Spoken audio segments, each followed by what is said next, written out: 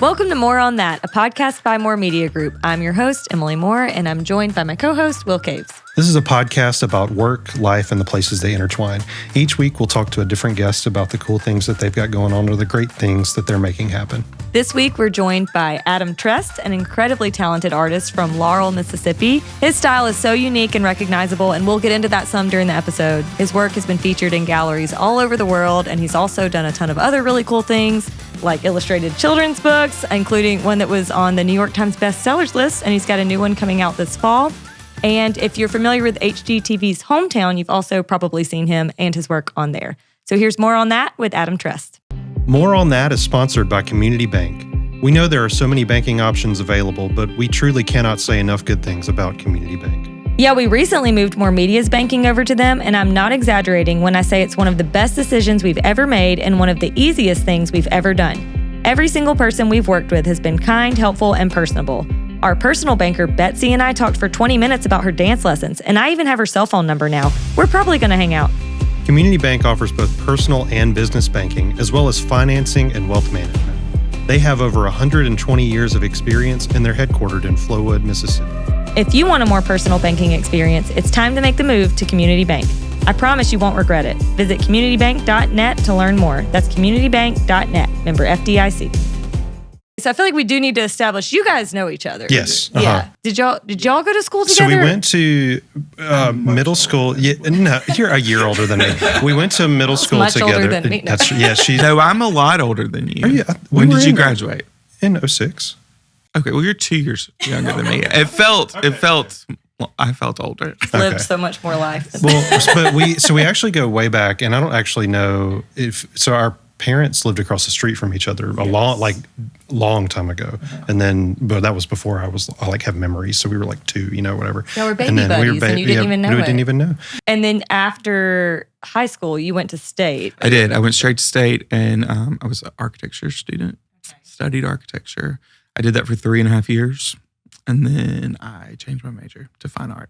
Tell us about that. Was that a hard decision? Was that something you kind of struggled with? I think it was interesting because I loved design. I loved being a designer. And so I was really good at the beginning of architecture school. And as soon as you threw in where do the electrical outlets go? Why, where do we put the HVAC? I lost interest. Which way do the doors swing? I wasn't interested in that. I wanted to design spaces that people inhabited, habitable sculpture, basically. Mm-hmm. And I just knew that I loved design, and I loved being able to see a project through. Architecture takes a while, right? Years can sometimes happen. And so the summer before I changed my major, I worked at a summer camp, which always, is a transformative experience. And I worked at this amazing summer camp in Northern California, and just learned that there was more out there than just the few things that I knew about in my life as what a career was. And then the next summer, I did an internship with an architect, and it was a dream intern. I should not have been doing the things that I was doing. He was dealing with some legal stuff because he was just a one-man firm.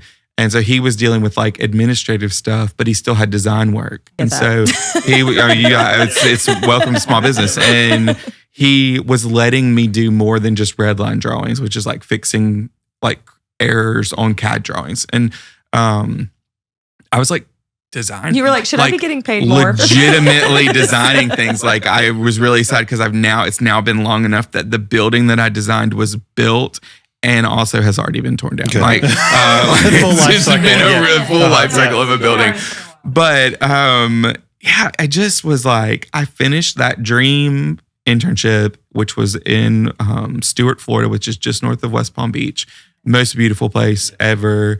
I should have been this amazing experience, and I was miserable. I just hated it. And so I came home after that and met with a professor of mine who was still one of my favorite people, but a major mentor of mine in college. And we sat down, and I missed a meeting to go and sign up for my next semester's classes. And while I was missing that meeting for advisement, I was changing my major across the way at the art department. I had a similar experience. So not quite, but sort of. I changed my major 5 times, but I started as journalism. and kind of went full circle and came back to communications. But I honestly think I should have finished as journalism, but I finished as PR because I had this fear in the pit of my stomach that I'm going to graduate, I'm going to go try to be a news reporter, and I'm not going to be able to make it. And then what am I going to do with this journalism degree? Yeah. And so I wonder if when you change to art, because it's kind of like, if you're going to do something in the art world, you've got to make it as an artist or you're probably going to go teach. And so when you made that change, were you ever nervous or were you just not thinking about that? Were you just like, I know I don't want to do architecture. This is something I love. I'm going to chase this. So I have been an artist since I was 5. Like I have created art my entire life. And so when it got to the point where I was ready to choose something for college, I wanted to still be able to have a life, right? Like I wanted to make money and wanted a little bit more security. Yeah. And so architecture was that thing, right? That was the way that I was going to still be able to be a designer, but then also have a little bit of security in my life.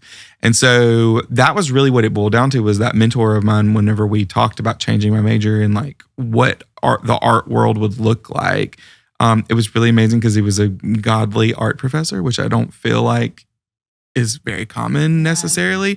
And so he was sitting with me and we were talking through that, and it was the discussion of what is wealth, and like wealth, if you're just doing it as monetarily, maybe art is not for you. But if wealth is like a full life and a family and doing the thing that you love and creating something and putting that into the world, and like if that's how you define wealth, what a beautiful picture and what a beautiful life. And then like talking through that, and that was sort of whenever I felt permission to be able to go into that creative field. Yeah. Now then, I did teach for 10 years after that, right? Like because it takes a while to get your traction. Wealth, but you also had to pay the bills with the actual you still money. Do have to pay bills. Like they'd still, your mortgages still do. Like those things do happen.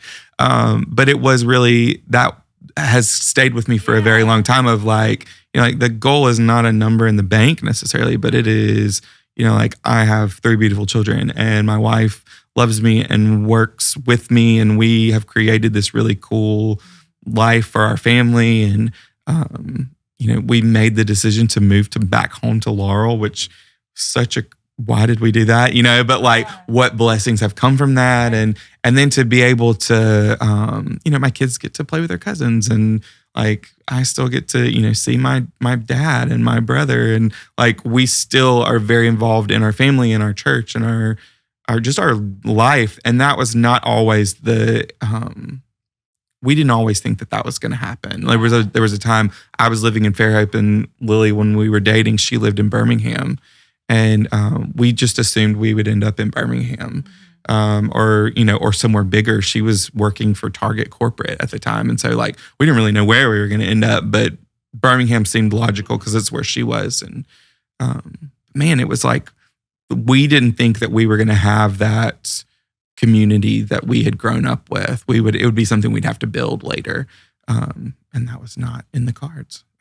There's a lot of questions I want to ask, but that was, first of all, I think it's amazing that you had that mentor in your life during that season, because I don't think everybody has that kind of told you, like, I think your story could have ended up going very differently. It sounds like that was a really impactful conversation for you, absolutely. And how cool. But also so the rest of that story is really fun. Last year, I got the opportunity to write a letter of recommendation for that mentor, Brent Funderburk, to win a Governor's Arts Award. Oh, cool. And so he actually won the award. And in doing so, I had to go and record my letter of recommendation, tell that story that I just told you, and have it filmed. And then that was part of the presentation that played during the award ceremony. Yeah. And so like, it is a really weird thing to have to tell someone what a big impact they had on your life. Like that doesn't happen often. Normally it's like their eulogy, right? Like you talk about how someone was impactful to you, like when they were dead. Well, he was sitting like as close to me and you, and like I'm talking about this.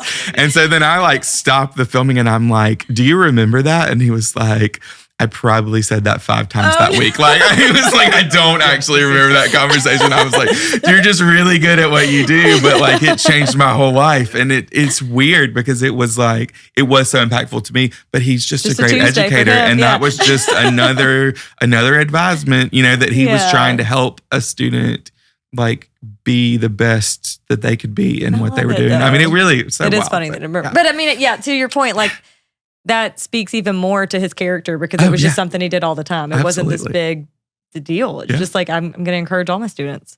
Okay. So after college, I know you just said you were in Fairhope. You were a few places. You hopped around. Yeah. Where did you end up first? So I moved home first to kind of like, okay, I just finished with a degree in fine art. What am I going to do with my life? Like, what have I done? Yeah. That was the moment. And I moved home and I made a deal with myself. Like I always sort of like set these parameters, which I think is important when you're your own boss. Like I gave myself goals, but also guidelines to get to those goals.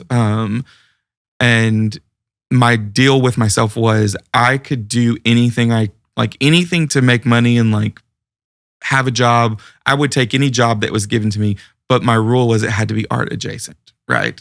Like I had to somehow be able to use my degree because I knew that if I strayed from using it, the likelihood of me not doing it was going to be great. So I wanted to stay close enough to the arts that I was still forced to practice. Yeah. And so teaching was the easiest way to do that. But I didn't have a degree in education. I just had my fine art degree. So that meant private school and private lessons. And so for the first year and a half, I taught at a private school in Laurel. And I taught private lessons to, I like to say, every homeschool kid in Jones County. I taught them art. And I did that until I finally realized that, like, if I didn't break out of Laurel, that was my life. That was going to be my life for the rest of the time. That I was is around. art. Which is, it is. It was, it's definitely, but I just wanted to really give it a go of like actually being a studio artist and like working and producing. Well, and I would even say, what year was that, I guess? 2010. Yeah, so the Laurel today in 2010, it was not the Laurel of 2010. Right. And so like, just for some context, because I finished college in 2010 and that was a consideration of mine. I was like, well, what do I do? Do I move home? Do I move, like whatever. And it was like, for me, I mean, I'm glad it worked out for me. It was like, absolutely not. Yeah. There's no way that you were getting me back to Laurel. Nothing, I mean, people of Laurel are great, love my parents and everything, but I was just like, no, absolutely. Yeah, I just want to do something different. And now it's still fun. And we'll get to this, I'm sure, but like, it's funny I'm going for a weekend trip in Laurel or I'm going to do this. And I'm like, I mean, yeah, I get it, and so but like, it's still very funny. Giving myself those parameters though, like the other things that I gave myself were, I will not move back in with my parents, right? Like that was to me, like that was going to be too much of a crutch. I needed to have the responsibility of rent and utilities and like independence. I had that, my whole time at school. So I wanted to be able to have it. So that meant I had to find an apartment. Well, I wasn't just going to live in like an apartment complex. So I like walked around downtown until I found someone who had a garage apartment that was up for rent. And so putting myself into the community of Laurel then gave me this where I was just like, I was like, oh my gosh, I can't believe I'm doing this. I'm moving back home. But it ended up being, I put myself into a community of people my age, which is when like I really got to know Ben and Aaron at that point, Jim and Mallory Raspberry, Josh and Emily Nowell, all of the people that I'm still like are part of our people, right? Like the people that will pick my kids up from school if I'm running late. Like those are all the people that were there in that 2009 to 2011. We all had apartments or garage apartments or like, oh gosh, man, they were really killing it. They bought the $80,000 house, like we were like, oh man, they're doing it. Okay, homeowners. Exactly, homeowners, what is happening? But it was, we were able to like, bike to work and we were all doing like working in the coffee shop, teaching private lessons in that weird room in the back of that building, like we were doing all these things, but it was like, it was really a special time. I mean, like we, would have dinners in the park and like, we would, my garage apartment had a pool and the family that I lived behind, fancy. they didn't like to use the pool. So they're like, please, anytime. So like, we could always go to the pool at my apartment. And, it was a really fun time. And it just grew, like eventually, like I moved away for a little while to go to Fairhope and then decided to move back home. And that was when I moved home, Lily moved home from Birmingham and we got engaged very shortly after that. And then we got married very shortly after that. And bought our first house, right? It's a block from where my apartment had been. And like that whole community just started growing and building our businesses and working with each other and doing everything. And it kind of made that little community happen. Yeah. And then, here we are. I do feel like that season, like right after school, where you're kind of trying to find what adulthood looks like. Yeah. Like it's a scary and hard season, but it also can be really magical. Like for me, it kind of was like that. Like my first job was at WLOX on the coast, and I feel like it was like an hour from my parents. I did live with my parents for the first 6 months I was there and commuted until I could find somebody to get an apartment with. But I do feel like it is this weird season because you've like been in this little nest of college and you had your people and you had your routines and you were kind of safe.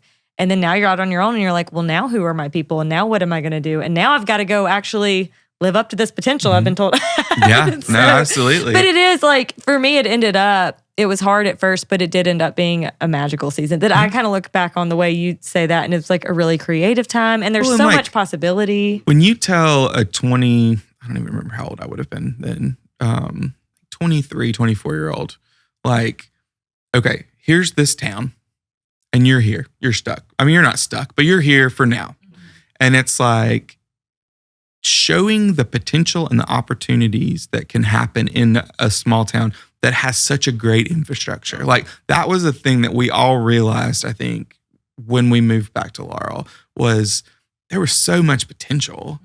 And we had all grown up there. And so we knew what it was like when we were there. So we knew what we didn't want it to be like. And so now it's like we have this town that in our 20s, we were given the opportunity to say, okay, there's a small group of people who are older than us who are pouring into this town. And we don't have a lot of money, but we have sweat equity and we can do that too. And I can risk a business. I can, like I'm willing to, only drink coffee from this independent coffee. Like I can do the little things that I can do. Yeah. And then it was like, okay, well then as we built our lives, like it was like, what do we want to make this town for our kids? Yeah. And so like my kids have this magical life that I'm like, y'all, I'm know how worried. good Like they we have might it. have swung too far the other way. Like you're going to try to go somewhere else after, when you go to college and you might be disappointed. Yeah. Like, They don't know. we have They have built, no idea how good they don't have it. know that an ice cream shop a block from their house is not a normal It's thing. not normal. Like that riding their bikes to school is not a normal thing. And that's, Yeah. it's a good problem to have, I guess. But Okay, so when did you go all in on being like a full-time artist? No side hustles, no art adjacent. When did you make that shift? I, like I said, had been art adjacent since 2000. When I graduated December of 2009, I was all in, ready to go. I taught until COVID. I actually got really burnt out right before COVID, and complete Lord's provision, we closed our small business in December of 2019. Yeah. And so we started 2020. My wife and I both had a steady paycheck insurance. Like we both were working. I was working for a school system. She was working for an independent education company, but she was employed by them. So like we both went into that COVID season with security. And that was something we had never had before. Yeah. And so I had gone back to school. I went to William Carey. I got my alternate route so that I could teach in the public schools. I was teaching actually at the same school that Landon Bryant was the art teacher at. I was the gifted studies teacher. And I taught gifted studies 2nd through 5th grade. Okay. And if you had asked me until just a few weeks ago, I would have told you that, I worked there for years.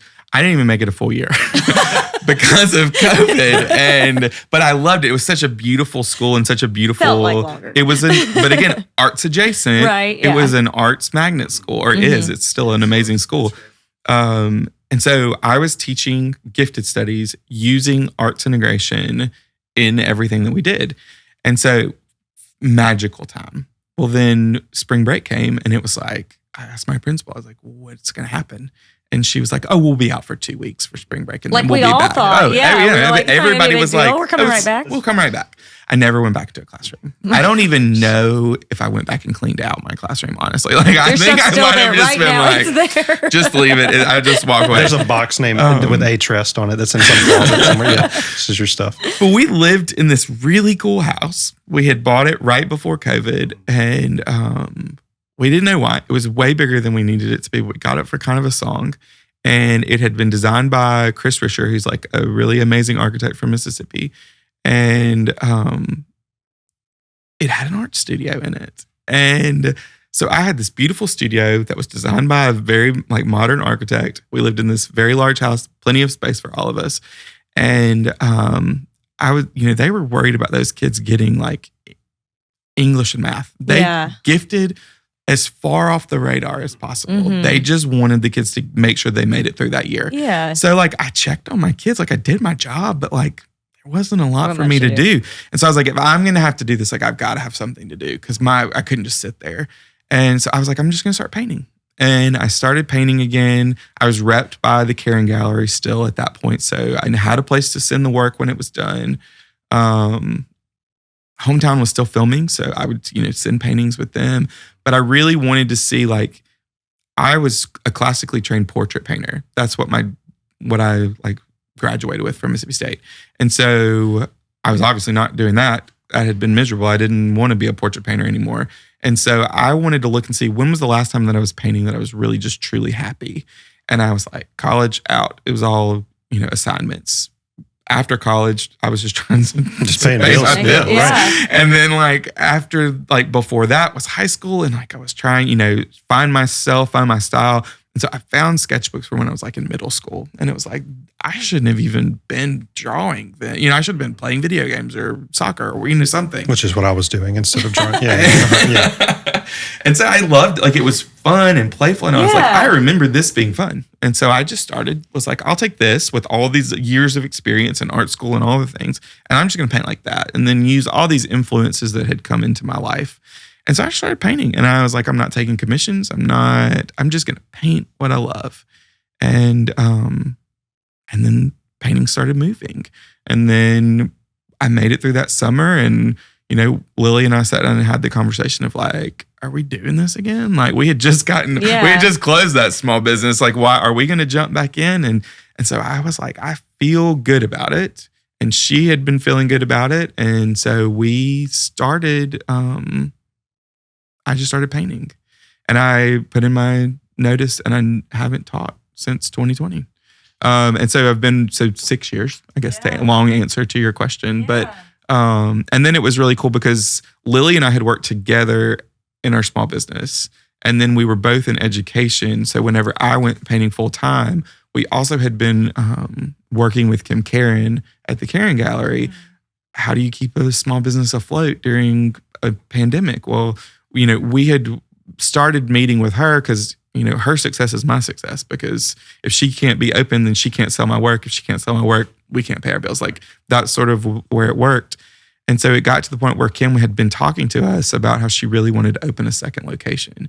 And so through all of that, then Lily became a partner with Kim and opened a second location of the Caring Gallery. And so now it's really fun.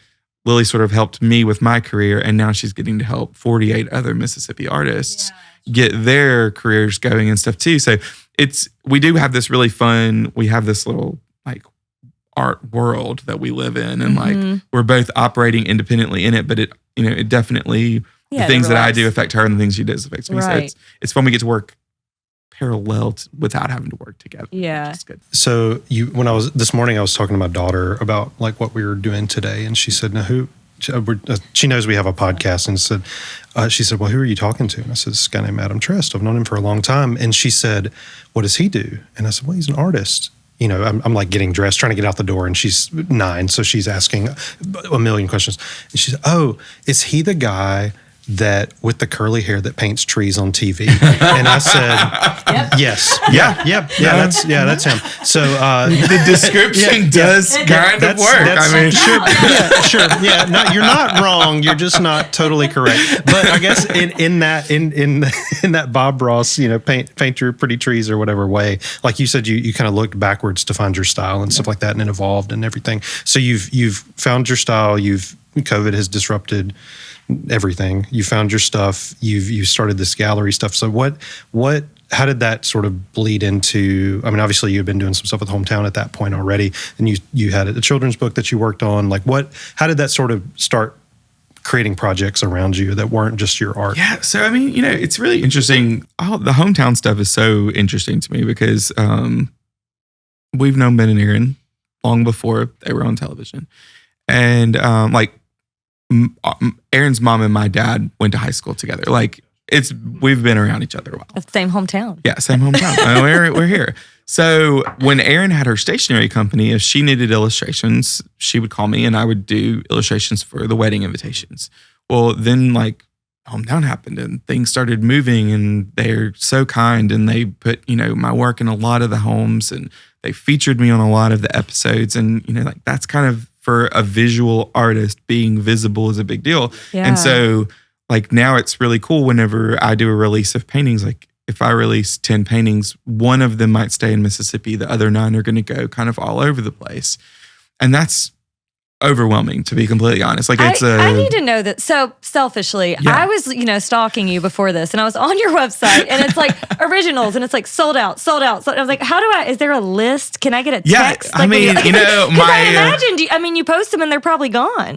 Not always, but they Just say yeah, they just say do yeah, move yeah. well. But we do, like, I have a newsletter and we try to like, hey, like the release is coming next week. Yeah. The release is coming this week. Just like Taylor Swift tickets. The release is coming tomorrow. Like we do try to like, give a lead up, because it is, like especially like the smaller pieces especially move very quickly, and that's it's wild. It's wild. If somebody wants to get one, it's like we got to get on the inside of the list. We've started doing limited edition prints and things like that are really fun too, because the biggest thing is like there's only so much work. Like I am considered like a prolific painter because I do produce a lot, but there's only so many pieces that I can complete. Well, I want one of them. Well, I can probably help you with that.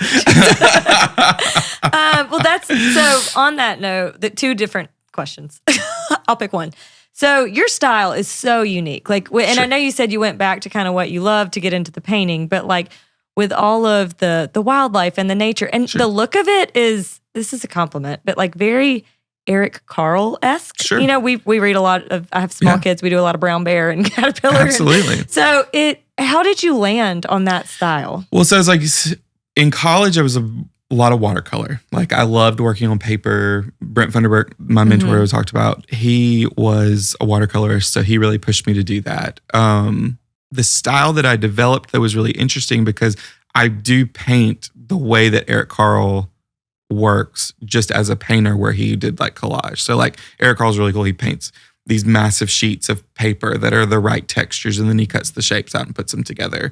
And so it's like a collage. Well, I do that. Like I'll create all the texture on the paint, but the last thing that I paint is the background. And so like I cut out the shapes from the texture that I've painted. So it is, Eric Carle. But it's interesting, like my mom was an English teacher growing up, like an elementary school English teacher. So my masters, the people who I really love and I've always looked up to, are illustrators. Like it's Tommy DiPaolo, Eric Carle, Stephen Kellogg, Janet and Alan Alberg. Like those illustrators of classic children's books have been majorly influential in my life.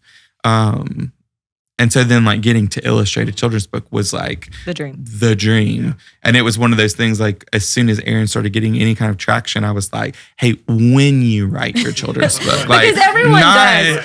Every celebrity, when you get to a certain point, like you do your thing, you get here and you do a children's book. I was when you write it, just remember I want to illustrate it. And it's fun. I have a screenshot on my phone and it basically says like, duh, who else would do it? And it was like, yes, I love that. All right, good. And then there's another screenshot that she sent me. It was like, hey, are you ready to illustrate that children's book? And I was like, oh my God, it's happening. I love that. That's so cool. And so we did the Lantern House, and it was such a cool, because it was still, that's PC, but like it was a little COVID-y still, like, so we were both at home. She was writing and I was painting a lot. And we started doing this deal, and we did Little Brown for Young Readers, picked it up, and she sent over the manuscript, and here I am illustrating this great story about a house from a house's perspective, about all the different families that have lived in it, and it was like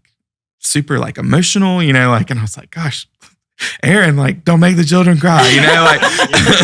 I'm worried about the children, not myself. What's really fun is like we're releasing a new book. We have a new book that's coming out this fall, and it's the next one in the series, and it's The Christmas House, and it's still written from the perspective of the house, but it's beautiful because it's about Christmas traditions and like why do we have Christmas traditions and how does a house feel getting dressed up for Christmas? And like that perspective shift was like, man, it was really cool to watch and see. And like, the tangible traditions that we have are great, but it always comes back to the people that are around that tree. Yeah. And it's a good one. She's really great at capturing those emotions, and I love getting to work with her. I can't wait to see the Christmas one. The Lantern House, I was at the State Arts Conference a couple years ago, and you kind of went through and talked about your illustrations. And it's so beautiful, but it was cool to hear you talk about like why you made certain decisions. Yeah. It's a really beautiful book. My favorite job as an illustrator. Like, fine art is a big part of my life, and illustration is what I always tell people. Like, it's what I want to do when I retire. Like, I will illustrate children's books all the time. When you retire. When I retire. One day. Whatever that looks I don't even know. Can I retire? Will I be? Like, who knows what that looks like? We can work together because when I retire, I want to open a bookshop. So we'll just have your book. Yeah, I'll you can come there. do like the children's story hour and read to them. So yeah, we'll partner for that. But yeah, it's so cool because as an illustrator, you get to tell a second story that like our littles get to read, right? Yeah. Because Goldie doesn't read. She's 4, like she's going to flip through the pages and tell me the story that she sees, not the story she reads. And that's a job I take very seriously of like, what's the story she's going to tell if all she can see is the pictures? And I love that. Cool. I've never heard it put that way, but I have one about to go into kindergarten, so he's not reading yet. And then I have one who's 18 months old. So the 18-month-old is why we read a lot of Brown Bear. She's obsessed with it. Like literally, we bring it in the car just so I can get her to come get in the car. Yeah. And then when we leave it, she's like, Brown Bear. But hey, the repetition of that, she feels like she gets to read it, right? But what I was going to say too is like now Banks is my almost 5-year-old. And she'll get one of her books and she'll want me to read it to her. And if I'm cooking dinner or doing something, I'm like, bring it to Banks. And he can't read. But he'll sit down and he'll talk about the pictures to her. And Brown Bear, he does know, but like other ones too, even if he doesn't know what the words say, he can tell a story through the pictures. Well, and it's cool because you have illustrators like Jan Brett, who like wrote The Mitten, which is one from our childhood, but like she tells stories beautifully and you can take all the words out and you still know, like even in The Border, she tells other stories that are going on in conjunction with the story. And it's like, if I could, she's I love that. Huge.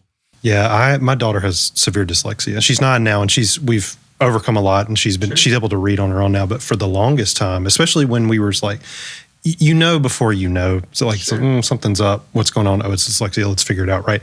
But when she, all her friends were starting to read, and it was very apparent that like we were sort of getting diagnosed and everything.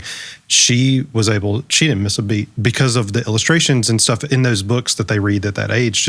I love that how you put it, just to watch and how it becomes accessible to those kids that don't have the concept of like the written language, but they can follow, they can imagine, they can dream, dream along with it. It's in really the cool. Christmas book, it's so fun. It's one of my favorites parts of getting to do it was it's about like the grandmother's at home getting ready to decorate for Christmas and her daughter is coming to help. And she brings her family and they bring their dog. And so the sub-story, the story that I get to tell as the illustrator is that the grandmother has a cat and they brought their dog and the dog is looking for the cat the whole book. And that's like, funny. That was like the so most just, like, fun see him on thing. The pages in every page, spots. you just like, where's the dog? Where's the cat? Like, and it's like, they're never mentioned in the whole book, but it's like this cool sub story that like, it's like the power of an illustrator, Yeah, no, it really is. That's so cool. So one question, I ask a lot of creatives this, but do you ever worry about running out of ideas? Like, does that stress you out at all, or is that just me? I mean, yes and no, but I carry a sketchbook with me everywhere that I go. It's like notably a thing that I always have with me. It's like it's in that bag across the room right now. If I think of something or have an idea or anything, I'm going to write in it, because then anytime that I go back and have, what is that? Like a block. If I have a creative block, I just open up a sketchbook. Like you just had trying to think of the word. Exactly. Thank you. That worked out well. But yeah, anytime I have that block, I have a whole shelf of sketchbooks. Yeah. Just like when I was trying to find the style that I wanted to paint in, I still had sketchbooks from whenever I was in middle school. Yeah. But I have these sketchbooks that go back, 10 years now of work that I did whenever we owned the store, work that I did as a portrait artist, work that I did as a teacher. And like all of that influence helps me. And I'm always, I know that I can't do the work right now. So if I have a good idea, I want to put it down because I know there will always be a time that I have to circle back and get it. So I'm kind of working perpetually almost all the time. To come up with ideas. But also it's cool because it's like this currently might not be the right season for that idea. Exactly. But you've got it in your book and you can go back in 2 years from now, it might be the perfect season for that idea. idea. And it's fun to watch how those ideas change and morph. Like we're pitching some children's book ideas right now. And it's fun to see like that I've had like all of these children's book ideas that I've worked on. None of those are going to come to fruition most likely. But the book that I'm working on right now that I'm most hopeful for, there's little pieces of all of those ideas that are showing up in this one that's so much better than these were. And so it's cool to watch that sort of develop and grow. And that's kind of like just the artist in you, because isn't that how painting is? Like sometimes you think you're done, but then you may revisit a painting and add a little extra layer to it or something. Or because I produce so much work, looking back at the work that I've already done and seeing like how differently I'm doing things now, even though like you could look at two of them and be like, I don't see the difference. But then I look at it and go, oh my gosh, I can't believe I painted that. And now I would never do that, but it's just neat to see the progression, because that's the beauty of like original artwork, is that every time I paint, it's an experiment trying to come up and produce the next iteration of what it is that I'm working on. So fast forward to today, well, not too long ago, you recently got back from Italy, from Venice. So tell us a little, as much as you can, I guess, about that process. And like you talked about revisiting art and stuff. I mean, you revisit hundreds of years old on that trip. So tell us about that. That was wild. So that was cool because it was a work trip. Yeah. First of all, which is wild. We worked. We need to do a work trip to Venice. We need to do. I would highly recommend it, actually. Yeah. My job is so weird because I do so many different things. For an artist, I think streams of income are super important. And so like I have illustration that we've talked a lot about. I have product lines, like I do licensing where I give my artwork to companies and they use it for their products. I think Kristen Lay talked about that with you guys. She's the reason that I do that. And then I have fine art that I do. And so that is work that goes to a gallery, and it's original works, and they are sometimes very large and sometimes very small, but it's the where I get to do those experiments and get to produce new and exciting work that influences everything else that I do. So in doing that, I'm represented by 3 galleries right now. The Karen Gallery, which is my wife's nepotism. And then I have the Orleans Gallery in New Orleans, and now we just started working with a gallery on 30A, Adaro Art, which is really, work trips so hard. It's pretty nice. You're strategically picking the best locations. But the Orleans Gallery is really interesting because it's in New Orleans. It's on Julia Street. It's in the Arts District, and they are so intentional about the work. And I have seen so much growth in my fine art practice because of getting to show with them, because they're just helping me really expand what original work looks like. And so the coolest thing is that my work was submitted to go to the Venice Biennale, which is like the Olympics of art. And when someone tells you that, you're like, okay, cool.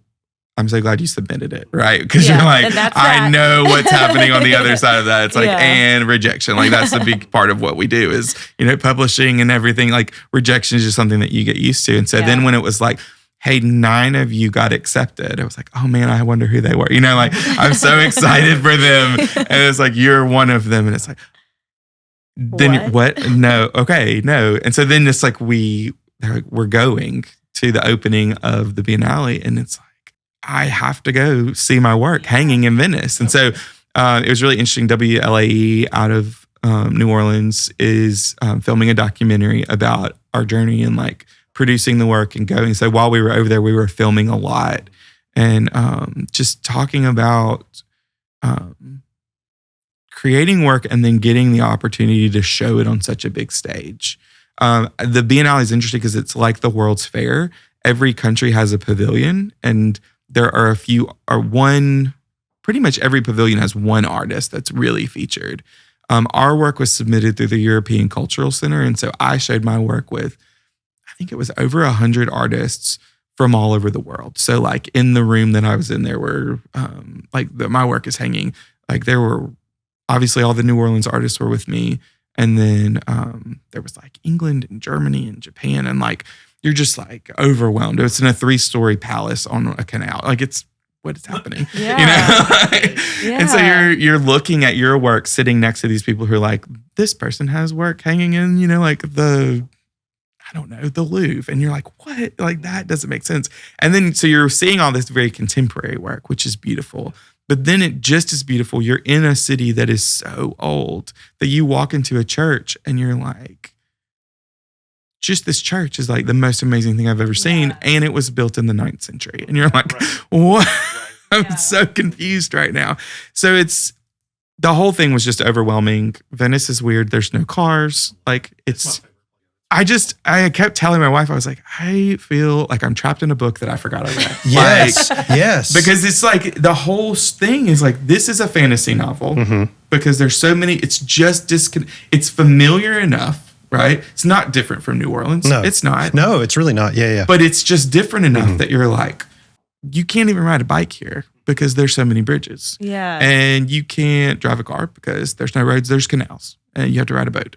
And the food is really cool and good, except they also really love whipped cod, which is not good. And but they had cod, so they had to figure out it was a really bizarre experience, but it was so cool because just like the honor of getting to go and show my work in that way, but then also to get to experience a place like Venice was. And I'm sure you loved leading up to it, telling people like, when they're like, hey, do you want to do this? I can't, I have to go to Italy to see that art. Well, no, I would say I'm showing in Venice, and they would be like, Louisiana. And I was like, no, a little further away. Yeah, I'm sure you hated having to use that excuse leading up to it. Yeah. Like, sorry, can't. Yeah, I'll be in Italy.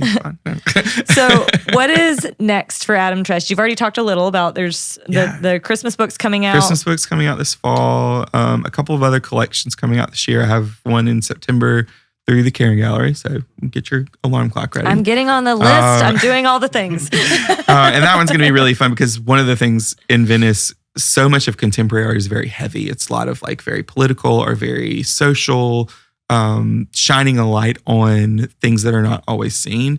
And it's very good, but also was very heavy. And so the collection that I'm doing in September and probably will bleed over into the November collection at the Orleans Gallery, it's all about joy. And so I think they're going to be really fun, really, really interesting pieces. So 2 collections coming out before the end of the year, and then the children's book will come out in the fall too. And then we're doing a little revamp I have a store in Laurel, so we're going to expand a little bit by the end of the year. So awesome. We've got some good stuff coming. Yeah. Awesome. So our last question that we ask all of our guests is like, what is your moral on that? Like, what's the thing you could talk about forever? What's the thing he knows this because he's a listener. That's so right. Yeah. The things that you find. Yeah. No, I think the thing I could talk about forever is because I spent so much time in education. I am like a super nerd about arts integration and arts education. It's something I really love getting to work with the Mississippi Arts Commission about helping to train teachers to use arts in the classroom. And that's a pretty fun part of my job to get to help people understand that like math and English can be taught using principles of art. And so many times kids that don't get it in the classroom will get it with arts integration, which is pretty cool. More on that is supported by Milling Pediatric Dentistry. Emily and I both actually take our kids to Dr. Milling, and we always talk about how amazing she is after they've had appointments. 100%. My kids have gone to Milling Pediatric Dentistry since their teeth came in, and I cannot recommend Dr. Milling and her team enough. You know my daughter Ren is an anxious kid. She was super nervous the first time she went to the dentist, but Dr. Milling and her staff made her feel so safe and happy, and now Ren loves going to the dentist. So does my daughter Lily. Dr. Milling and her team offer specialized pediatric dental care, orthodontic care, and sedation options. They go out of their way to make sure everyone, including parents, feels comfortable. If you're looking for a truly incredible dentist for your kids in the Jackson Metro, check out Milling Pediatric Dentistry. Learn more at millingpediatricdentistry.com. That's MILLING pediatricdentistry.com. All right, we have a few rapid fires that we want to do, and we do have to do them rapid because Cool. I don't know. Usually I linger on the rapid fires, but I'm going to try to be rapid about it. All right. Favorite artist of all time? The easy answer is Walter Anderson. It's the first artist that I remember. We have an exhibition in Clinton across the street from my house. You should go while you're in town. I know. I should. I'll run It's by there through like the rest of the year. I think it's there for a little while. Through But you December, really should. I saw it yesterday. I'm definitely going. I can walk from my house. I'm so excited. Again, awesome. my kids are also spoiled and have no idea. What in the world? We went to the Reflection store a week or two ago whenever we were down on the coast. It's great. For work we trip. love his stuff. Yeah, for our work trip. Your work trip. I love it. To Ocean Springs. Biloxi, Venice, same thing. Same. Yeah, right. Who's your dream person to paint a portrait of or to create something for? Oh man. Now that I'm doing licensing, it's companies, like the people that I would want to work with probably. Oh, yeah, that's good. I have like a super big pipe dream of doing like an Hermes scarf. I think that would be like the most fun thing ever. Or pull a Tom Sachs and do something for Nike. I would really enjoy that. Sponsor us, Nike. All right. Do you listen to anything when you create like this podcast? And honestly, yes. Music, your podcast has been coming out quite often. It depends on what part of the process. So like if I'm composing a painting, like figuring out where stuff's going to go, I have to listen to music. And then a lot of the stuff, like when I paint the background in, that gets to be a little bit repetitive and I can listen to books at that point, but I can't listen to books while I think. So that has to. What kind of music? A lot of Ben Rector, probably. Yeah. Love Ben Rector. Speaking of joyful, he's so joyful. Yeah. Are you much of a reader? Do you like to read? I listen to books. Okay. So I'm too tired when I lay down to read. Mm-hmm. And so I just listen to books while I work. And I find that. Yeah. But it's a lot, there are some new books, but I do find myself like a lot of comfort books. Like I'm the same age as Harry Potter. And so like I do a reread of the entire series almost yearly. I feel like Harry Potter comes up on a lot of episodes. As musical theater and Harry Potter both work their way in. We can't get away from those topics. We also love Harry Potter on this podcast. Okay, I wrote this question. You paint a lot of woodland creatures. If you were an animal, what would you be? I don't know. I paint a lot of foxes, so probably that. Yeah. They're sneaky. Yeah. Well, in my world, it's pretty fun. When as I was growing up, like my mom always said, if we saw a fox, like on our way somewhere, we lived out in the middle of nowhere, and if we were on our way somewhere and we saw a fox, she would always say, like, "Oh, we're gonna have such a good day." We saw a fox. So every time special. I paint a fox, that's what it means. It's like a reminder to have a good day, like to choose that. I like that. I saw is that one of your more recent originals? My last collection was Good Day, yeah. Yeah, it's sold out. All right, so how can people find you online if they want to keep up with you or get on your list? Website is adamtrest.com. There's a great newsletter sign up there that does a really great job of keeping you up to date. Behind the scenes stuff, my Instagram at Adam Trest is pretty informative. Shows a lot of what we're doing in the moment. So if you ever want to see what I'm working on before it's released, Instagram's probably the way to do so that. I can text you and say, hey, reserved. Mm-hmm. Yeah. Hey, I really like that piece. Set one aside. Save that one. For sure. Love it. Well, thanks so much for joining us today. And thank you for listening to the podcast today. Make sure to keep up with us online at More on That Podcast or at themoremediagroup.com. That's more with 2 O's. This episode is sponsored by Fuse.cloud. Fuse.cloud delivers technology solutions to thousands of businesses across the country. We've used them for internet at our office for years, and we couldn't be happier. Their customer service is seriously top-notch. Yeah, we don't often have issues, but whenever we do, they're always immediately ready to jump in and help. We love these guys so much that we even named our password after one of their team members for a while. Yeah, Ben is the bomb. And our clients were always so confused, like, who's Ben? And while you aren't required to reference their team in your password, you should look into using Fuse.cloud for your business and internet needs. They also offer other services like voice and managed IT, and they're based right here at home in Jackson, Mississippi. Check them out online at Fuse.cloud. That's FUSE.CLOUD. This may be obvious, but More on That is sponsored in part by our company, More Media Group. We're a full-service marketing and public relations agency located in Jackson, Mississippi. We offer help with public relations, advertising, social media, branding, and website design. Yeah, if it falls under the marketing umbrella, we can help. Our team has worked with clients across several industries, including tourism, healthcare, economic development, higher ed, food and beverage, and more. If you think we'd be a good fit, check us out at themoremediagroup.com. That's more with 2 O's.